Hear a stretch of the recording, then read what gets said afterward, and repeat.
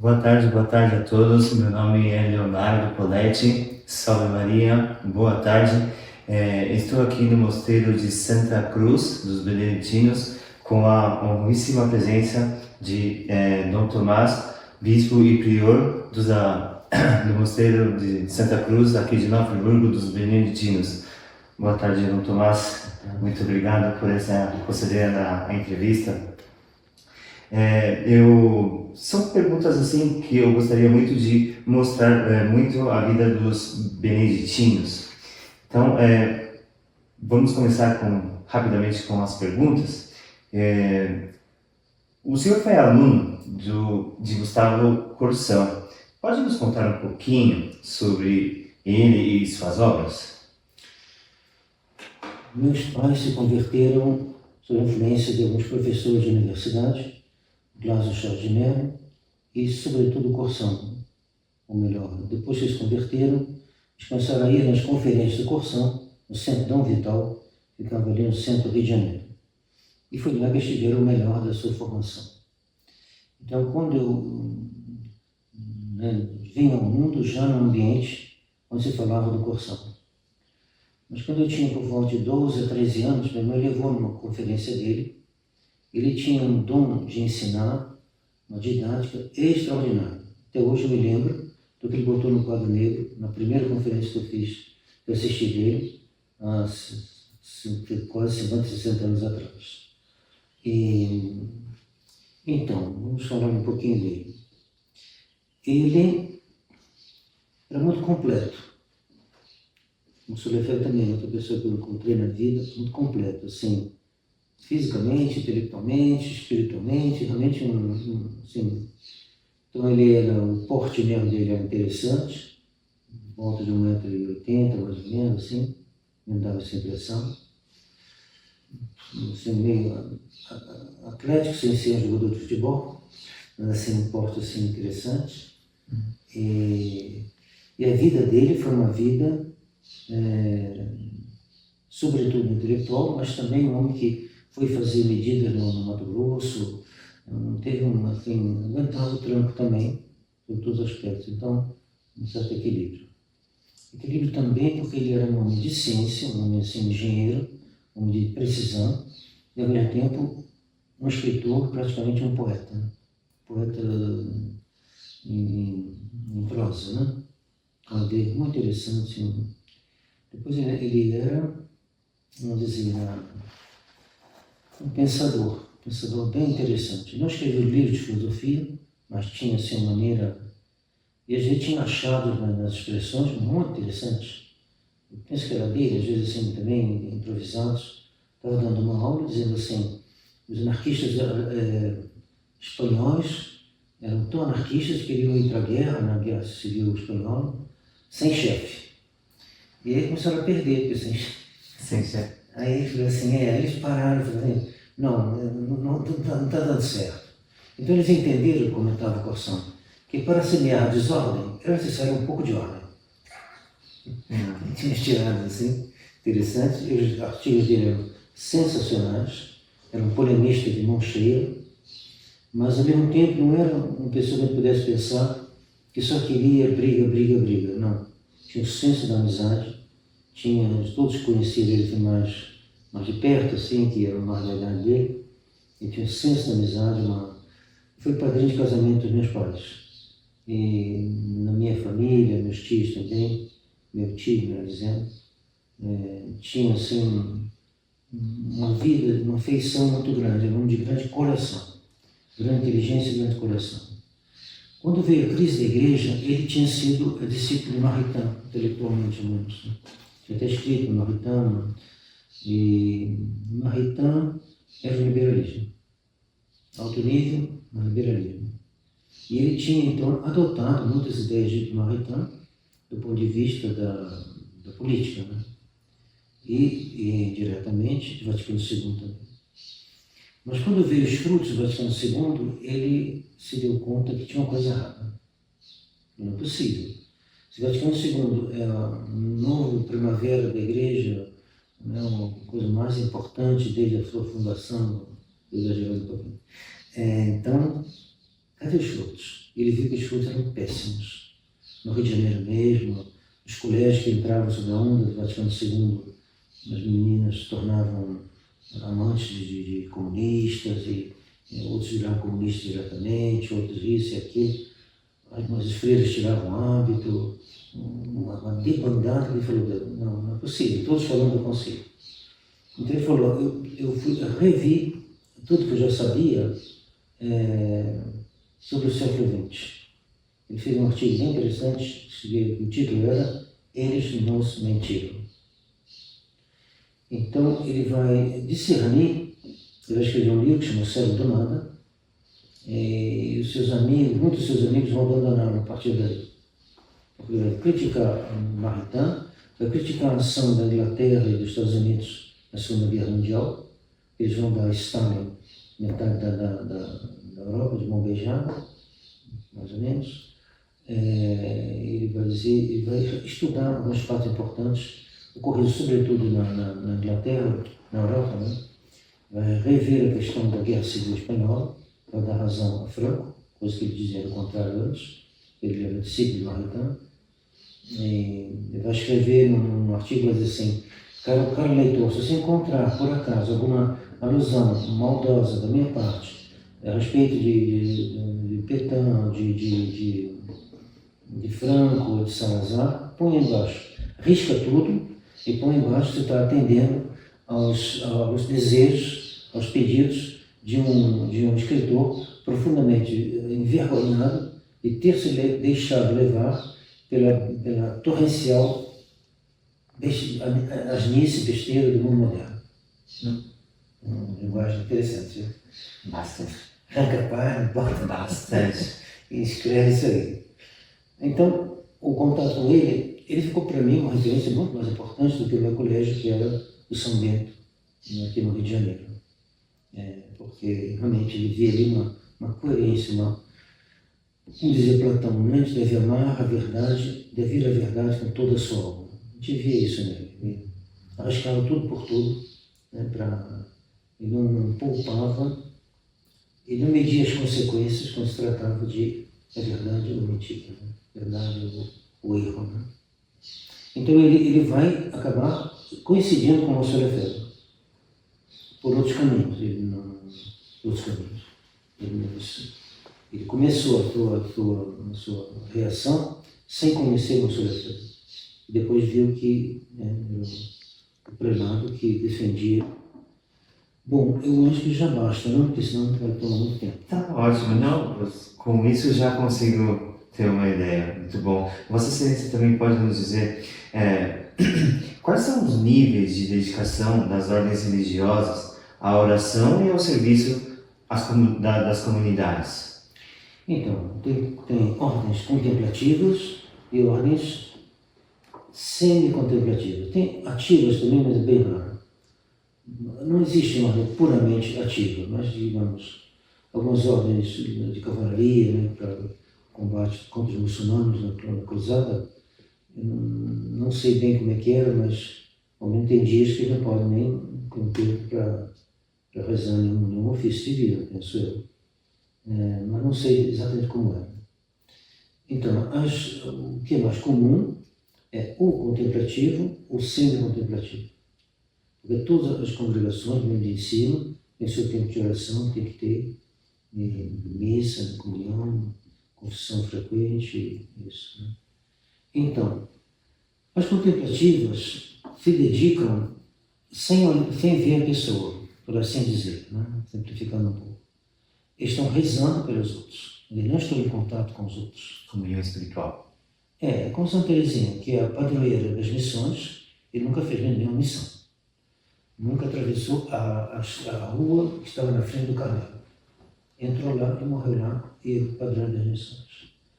Então, o nosso, um pouquinho, os dominicanos, por exemplo, tem missa, é essencial neles contemplar e comunicar aos outros o fruto da sua contemplação. Né? Contemplar ali estrada. O nosso São Bento não previu um trabalho junto aos filhos. Não está previsto nada. A gente faz por transbordamento de riqueza espiritual, normalmente, esperando, né? Mas não está na regra. Né? Enquanto para os dominicanos está na regra. Eles têm que ensinar aos outros, de uma maneira ou de outra.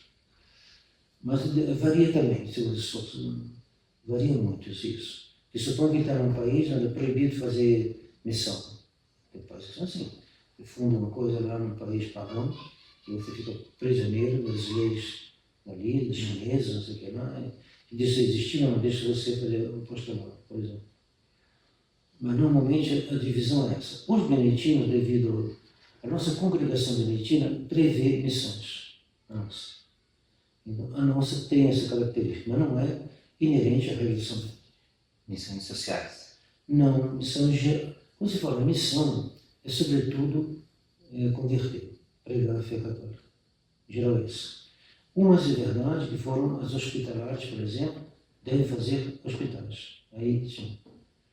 Nós não temos a missão, nem fazemos muito, a não ser por ocasião, assim, acidentalmente, de socorrer os pobres enquanto pobres, assim, levar cobertura. Né? Tem um rapaz aqui ontem foi levar cobertores lá na cidade, a gente só incentivou, mas não é nossa missão direta. Né? E se alguém vem pedir alguma coisa, a gente atende, mas não é missão organizada. Ótimo, perfeito. Vossa Excelência também pode nos dizer como os beneditinos catequizaram na Europa brevemente, porque imagino que deve ser um livro de história. Enfim, houve tudo quanto é tipo. Fizeram escolas, fizeram isso e aquilo, mas a maneira mais beneditina é a seguinte: você começa a vida contemplativa, com o ofício, com a oração, com o trabalho manual, e os outros vêm ver o que está acontecendo. E vão para mas esse ofício é muito bonito. O que está acontecendo aí? O que você vê? Então, normalmente, nos muitos casos, é mais por atração do que por irradiação. O mosteiro está aqui, ele serve de exemplo aos pagãos outros, né, pagãos antigos ou modernos, que vão se aproximar e querer almoçar uma feitoria, pronto, sei lá.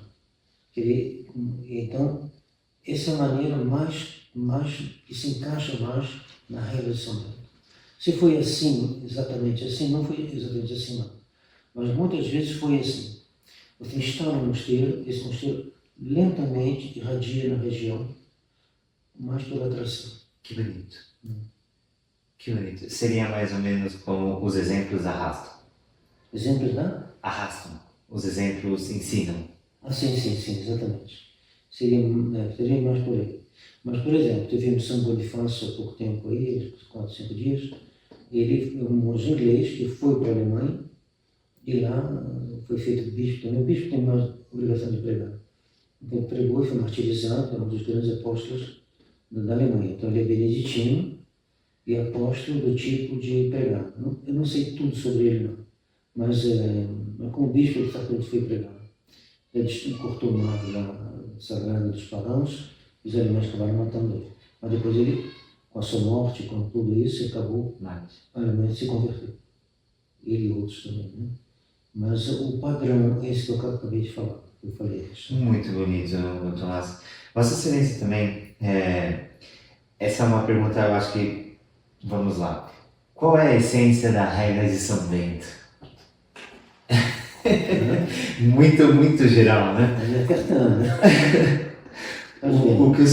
O que Vossa Excelência puder nos dizer sobre São Bento? Um grande bispo francês que diz que a regra de São Bento é um misterioso resumo do Evangelho. Acho que não tem definição nenhuma. Um misterioso resumo do Evangelho posto em modo de vida. Como é que eu vou viver? Então eu vou mostrar para você que o Evangelho resumido e transformado em modo de vida. Vou te organizar a sua vida, o seu dia, à luz do Evangelho e o seu progresso espiritual, à luz do Evangelho, de uma maneira que não é acesso que você lê e vai pensando o que eu vou fazer. Não, você lê e está aqui o que você vai fazer. levanta, obedece, senta, come, vai na igreja, reza, ajoelha, e se fez uma coisa errada, vai pedir perdão, e Então, é um resumo, misterioso resumo do Evangelho condensado sobre modo de código de vida. Perfeito. Modo de vida, regra de vida. Muito bonito, muito admirável, muito admirável. Dom Tomás, como é um pouquinho assim a rotina no mosteiro da Santa Cruz? A gente tenta fazer isso, distinguir, às vezes, um monge que está com boa saúde, outro que não está, os que têm então mais assim, mais presentes no coro, outros têm mais trabalho, não ficam muito. Normalmente é hora de labora, né? Hora de labora, linda frase, aliás. Então, a hora começa cedo, então o sino toca lá para as 15 para as 4, né? Nos domingos, festas importantes, toca um pouquinho mais cedo. Então, ele levanta e vai para o coro, vai rezar matinas. Depois sai da matina, vai para a cela e vai ler Lexo Divina, vai ler Sagrada Escritura e um livro espiritual. Depois toca de novo o sino e ele volta para rezar laudes. Termina o laudes, vai ser meia hora de oração. Termina o megafone, vai tomar café. Daqui a pouco toca o sino e sobe para a prima. Depois de prima tem comentário da regra de São Bento. Depois ele vai arrumar o refeitório, cada um para o seu trabalho, depois ele começa as aulas, para os que estão, para os noviços. Depois toca o sino, ele sobe para a igreja e tem a missa. Ele vai comungar, vai assistir sua missa, né? Alguns já disseram a missa cedo, depois de laudes, e os padres, cada um diz a missa todo dia, todos os padres, né? Então, na missa conventual, é um padre só rezando e o resto da comunidade assistindo. A não ser aqueles que, por causa dos trabalhos, não vão à missa conventual. Missa conventual significa a missa de toda a comunidade monástica, né? Mas com exceção de alguns que estão presos por outra coisa. Então, depois dessa missa conventual, tem um ofício de sexta, vai almoçar, depois vai lavar a louça, um tempinho livre, né? Depois recomeça com novo, depois trabalho normal, para alguns poderá ser trabalho intelectual, e depois, daqui a pouquinho, já é véspera, depois é oração de novo, depois o janta, depois o capítulo da noite, depois completa, depois vai todo mundo dormir. Então, é uma vida aparentemente monótona. Contemplativa. Mas monótona, aparentemente. O melhor da nossa vida não se vê. O que eu estou dando é um esqueleto. O esqueleto é assim, que se passa entre esses momentos, aí é graça de Deus. Tem que ver se ele está realmente aproveitando, se ele está rezando bem o seu ofício, se ele está realmente oferecendo para Deus tudo que ele faz, tal. Mas o esqueleto é simples e para uma pessoa um pouco desatenta parece uma coisa um pouco repetitiva. Mas, como dizia Chesterton, só quem tem saúde aceita e suporta e tira proveito da repetição. Como Deus tem muita saúde, ele não se cansa com a repetição e todo dia de manhã ele diz para o sol, levanta de novo. Nossa, muito belo, muito belo. Então, e se começar de novo, não tem problema nenhum para nós. Perfeito. E mesmo se esse horário é um pouquinho apertado em alguns aspectos, é um pouquinho picado, mas para um monge que quer fazer tudo para Deus, não é um problema. Para um outro que quer fazer uma coisa assim, não sei, que te pede muito tempo, consagrar a sua vida, mas é uma rotina que santificou um número incrível de santos. Os santos beneditinos não são muito conhecidos porque eles são, sobretudo, santos da Idade Média. Mas a ordem tem mais santos de todas as ordens da Igreja. Ela começou mais cedo também, né? Século VI, por exemplo, já estão, São Bento já está lá e começa, enquanto que São Domingos é século XIII, São Francisco também século XIII, enquanto do século VI ao XIII tem 700 anos. Em 700 anos, Benedito, há muitos santos que não são muito conhecidos, foram populares, mas com tantas coisas aconteceram, os santos que vieram depois acabam ficando mais populares. Só para dizer que essa rotina, ela é fecunda. Só isso. Está claríssimo, para mim está claríssimo. E a história também confirma. Confirma. Muito bom. Vossa Excelência também pode nos dizer o que é um oblato e, se possível, ter oblatos em outras cidades ligadas ao mosteiro? Então, na cidade não tem o menor problema. O oblato vem de oblação, de oferecimento. Então, alguém que oferece sua vida a Deus, mas permanecendo no mundo, sem votos, se inspirando na regra de São Bento, na sua procura de perfeição.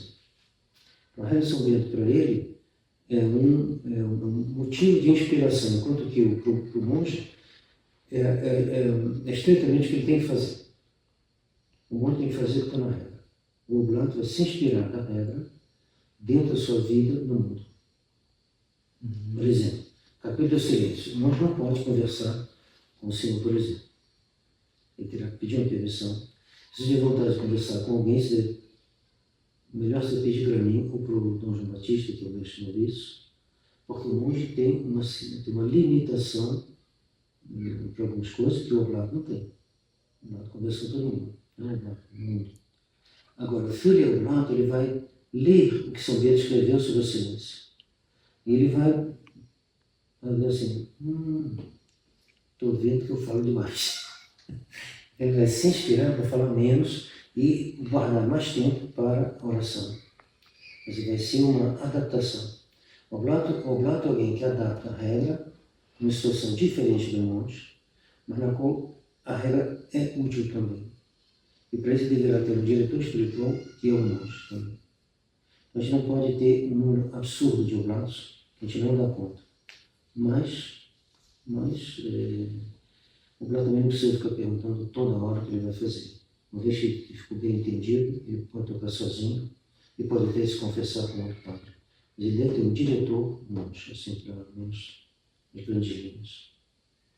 Nossa, doutor Vaz, eu estou maravilhado aqui com muito bonito essa vida de São Bento. Eu até me perdi aqui, sinto muito. Vamos lá. Vossa Excelência também pode nos dizer, no sentido de catequizar as realidades hoje tomadas pelo materialismo, ganância e o estresse, o que a espiritualidade dos beneditinos tem a ensinar ao homem das grandes cidades? Bom, a respeito do materialismo, ganância, é a mesma coisa que a igreja sempre ensinou, não tem nada a acrescentar. Vocês não fogem, né? O Senhor dizia, o monge beneditino, que São Bento queria, é formar bons católicos. Nada mais. Mas o bom católico é um herói. Ele não formar heróis. Porque o catolicismo, ele se basta, ele não precisa de nada para acrescentar. E a regra de São Bento, como veio assim, muito lá no início, ela não tem especialidades. É uma vida. Os beneditinos acabaram fazendo coisas pouco especiais. Né? Os beneditinos se dedicaram às escolas. Não falei no início, não falei mais ou menos, mas deve ver, sim, de fato, teve outras foram puramente contemplativas. Os cistercienses nasceram dos beneditinos, a regra de São Bento aplicada de maneira mais estrita. Mas para dizer, eles são mais contemplativos, trapistas também. Então, essa raiz comum é muito, muito vasta. Então, o que ele pode dizer? São Bento quis que a gente fizesse missões? Não, ele não falou isso. Mas pode ter? Pode. A igreja aprovou algumas coisas nesse sentido. Os beneditinos, não, o que ele poderia dizer? Pode dizer, o que a gente diz aqui, a gente tenta tocar um assunto que transcende um pouquinho o que a gente sabe, né? É difícil realmente resumir as coisas também. Então ele pode dizer o seguinte, São Bento quis formar bons católicos. Parece pouco, mas é imenso. E explica muita coisa. Um bom católico, ele vai para o céu Primeiro. Ele arrasta os outros. Um bom católico, ele fica firme diante da heresia, diante dos bárbaros, diante disso, daquilo. Um bom católico é um sucesso. Então, quanto ao estresse, aí tem que confessar que isso atinge até os nossos. Ou porque já chegam no mundo moderno, ou porque a vida às vezes é difícil, ou porque a alimentação também. Eu não sei todas as causas do estresse, não. Mas eu sei que ela não é só espiritual, ela é também física. Aqui, por exemplo, o trabalho do campo, ele calma os nervos. Mas até hoje, a gente teve um pouquinho no início, é muito difícil se improvisar homem do campo. E as necessidades que tem são tantas, porque tem uma escolinha também. A gente não dá aula não, mas às vezes nos requisicionam de alguma coisa. A gente não consegue levar uma vida que seria a melhor para os nervos. Não consegue. Seria, suponho, né? Tudo diz que a vida agrícola, né? A vida do homem da roça, trabalhar a terra, né? É muito bom para os nervos. Então aqui nós temos dificuldades, e também porque a vida moderna traz muitos problemas. Não estou reclamando, mas hoje tem avião, carro, telefone, celular, computador e vai por aí fora. Então a soma de coisas que entram assim, bem para o monge, porque uma pessoa está querendo alguma coisa, ela telefona, ela manda uma mensagem, e às vezes não é uma pessoa, é duas, e não são duas, é três, e não são três, é 20. Você tem que dar um jeito, né? Eu não vou dizer que é culpa deles, não, né? Vou dizer, nós não estamos completamente fora da vida moderna, não tem jeito. Vamos dizer assim. Os cartuchos aí tentam fazer isso. Tem alguns ordens mais contemplativos que a nossa que tentam, não sei se conseguem não. Mas se eles conseguirem, aí sim eles não. Nada. Ele não vai responder a nada porque não tem nem telefone. Ou seja, o estresse não afeta tanto os cartuchos por conta da clausura. Seria isso aí. Uhum. O nosso tem clausura, mas os acontecimentos chegam até aqui. Você vê casos. Sempre tem casos que vão bater aqui. Isso sempre foi assim, né? Hoje o número de fluxo de pessoas que passam aqui, nesse tempo de São Bento, não era assim. Certo que não era. Ele fala assim, quando chega o monstro, que o abade vá receber com toda a comunidade e se prostre diante dele, ou ao menos se incline diante dele. É impossível. Está chegando tanta gente assim, 1, 2, a gente entrando, a gente vê que era um ritmo que não é o de hoje. A questão da alimentação. Muita gente diz que a depressão é ligada também ao funcionamento do organismo, sobretudo ao aparelho digestivo. Mas que tem como fugir disso? Se é, que é isso? Deve ser um pouquinho, sim. Então, o que a gente come hoje, a gente tenta fugir até melhorar a nossa alimentação, mas não é uma coisa simples. Então, a questão do estresse, do monge que está assim meio precisando ir no médico para ver isso aí, o Beneditino não tem uma resposta que diga assim, venha aqui, venha cá e acabe com o seu estresse. A gente não pode fazer esse cartaz, não. A gente não.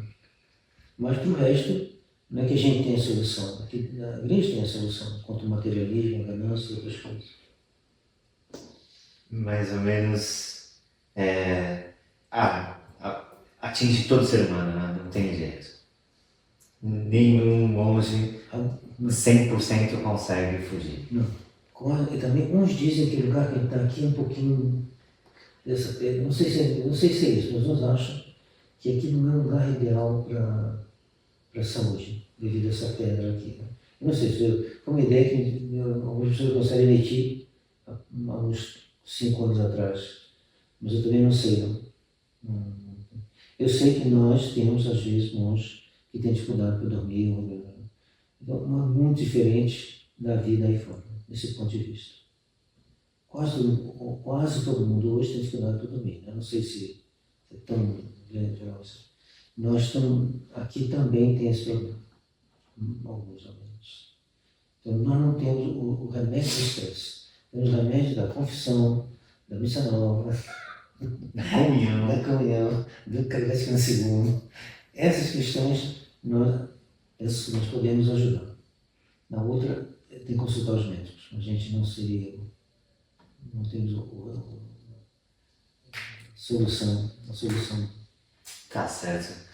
Vossa Excelência também pode nos dizer como que um estudante pode aproveitar a inspiração beneditina na universidade? Como oblato, como o que exatamente? Digamos assim, o conhecimento beneditino pode ajudar um estudante na universidade, por exemplo? Eu diria que é uma inspiração católica, simplesmente. Uma coisa que aconselharia muito a todo mundo é sempre estar em contato com o estudo do pensamento católico da Igreja, do magistério da Igreja. Porque se um rapaz procura realmente conhecer a verdade através, sobretudo, do magistério da Igreja, ele terá a resposta, ele na sala de aula mesmo, ele verá que não, ele poderá, dependendo do temperamento de cada um, ele poderá levantar o braço e falar: professor, mas isso aí, agora toma cuidado, porque o professor em geral, ele está te esperando lá, ele tem a resposta já na ponta da língua. Mas, por exemplo, eu fiz a PUC lá no Rio de Janeiro. A gente via que os professores não eram uns eram mais espertos, outros nem tanto. Vossa Excelência estudou na PUC? No PUC do Rio. Uhum. Aí o professor lá teve um professor de história. Eu pensei que eu ia pegar ele e ele não conseguiu. Ele falou assim: toda modificação do modo de produção gera uma modificação do modo de pensar. Eu falei: professor, o que foi? A igreja tem 2000 anos, ela não mudou o seu modo de pensar. Você está enganado. Ela mudou a respeito dos juros. Eu não sei o que responder. Mas ela não mudou. Porque a questão dela, desse problema aí, que ela é contra, é a. Como chama isso que a gente faz para ganhar dinheiro? É a usura. A usura é um pecado e sempre será um pecado. Os juros é outro caso, porque a economia da Idade Média era uma economia estável, que não era assim. Você pegava, você te empresta R$100 hoje, daqui a 10 anos, R$100 é a mesma coisa, mais ou menos. Sim. Mas a variação era inexistente, quase inexistente. Hoje, primeiro, com a inflação, né? E também hoje, se uma pessoa inteligente pega 10 mil hoje, amanhã já tem 20 mil. Então, isso faz com que a igreja não é contra os juros modernos. E o juro antigamente não tinha, nem era, ela tinha nada que dizer, quase que não existia o juro. Então, o que ela é contra é a usura. Eu não soube responder na hora. Então, para dizer, é bom estudar por fora. O que um estudante deve fazer na universidade? Estudar por fora. Estudar por fora. Fazer essa universidade caseira, entre os amigos, porque não tem jeito. Se você quiser estudar o que estão ensinando, você está perdido. Você sai de lá mais ignorante do que entrou, isso é evidente. Cheio de erro na cabeça. Não, sim, está claro. Tá claro. Agora, uma última pergunta, do que o senhor Vossa Excelência já sabe, mas eu quero, agora vem do meu desejo de saber, porque eu tenho essa curiosidade. Então, assim, se Vossa Excelência já presenciou alguma manifestação maligna e usou a oração da Santa Cruz de São Bento, que é uma oração exorcística? Bom, tem um sujeito que mora longe daqui e tinha muita cobra aparecendo lá. E um irmão falou para ele: bota a medalha de São Bento na porta da sua casa. Ele botou, depois ele contou, não apareceu mais. Pode tirar muitas conclusões, mas está na linha do que a gente sabe, né? É uma oração exorcística, correto? A medalha. Na medalha tem aqui uma crux,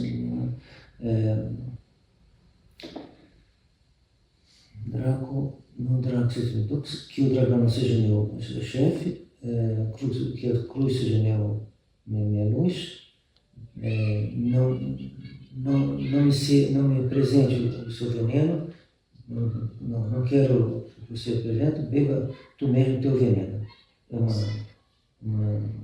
Tão objetivo, mas assim, super ponteado, espadudo.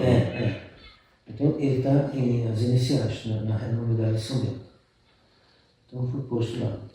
O que a gente assim, vê com mais frequência, que a gente pode dizer que é mais aberta, né? São os exorcismos. O exorcismo é uma coisa própria da Igreja Romana, não tem nada especialmente beneditino. Isso a gente já fez, aliás, né?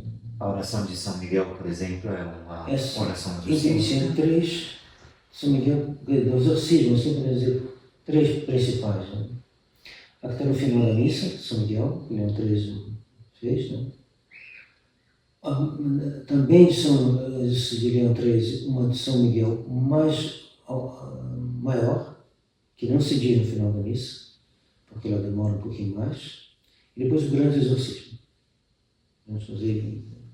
Agora, tem pequenos exorcismos que estão no ritual do batismo, por exemplo. Logo no início, ele sopra sobre a criança e diz: sai dessa criança espírito imundo. Então, sopra 3 vezes e diz assim. E tem vários outros exorcismos dentro do ritual do batismo, que foram tirados pelos progressistas, aliás. Nós continuamos a voltar. Porque é o rito da igreja, que sempre foi.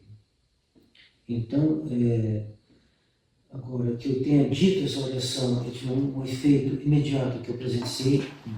Não. Essa ocasião não aconteceu. Mas eu acredito que Vossa Excelência, eu acredito que Vossa Excelência sempre invoca a São Bento para ajudar em suas lutas no dia a dia e bênção. Sempre que tem uma conferência, a gente ajoelha e reza, invoca São Bento. São Bento é o nosso... E volta e meia a gente invoca São Bento, não tem dúvida. Não tem dúvida. E a medalhinha a gente usa ela, todos nós procuramos usar, e distribui também, e benzer essa, sabe? Porque a bênção dessa medalhinha tem uma bênção, depois ela é benzida também com um exorcismo. A bênção é um exorcismo sobre a medalha. Então, ela é uma medalha que por si só é como se ela mesmo fosse um exorcismo constante. Onde ela está prevista para ser um estado de Deus. Perfeito. Perfeito. Puxa, doutor Márcio, eu agradeço muitíssimo Vossa Excelência, muitíssimo pela sua dedicação aqui, pelo tempo que o senhor está dando para a gente. Eu, Leonardo Poletti, em nome do Grupo União e Libertação, nós agradecemos muitíssimo essa conversa que eu tive aqui com Vossa Excelência. Eu espero que Nossa Senhora e Deus possa te recompensar. Tá bom? Muito obrigado.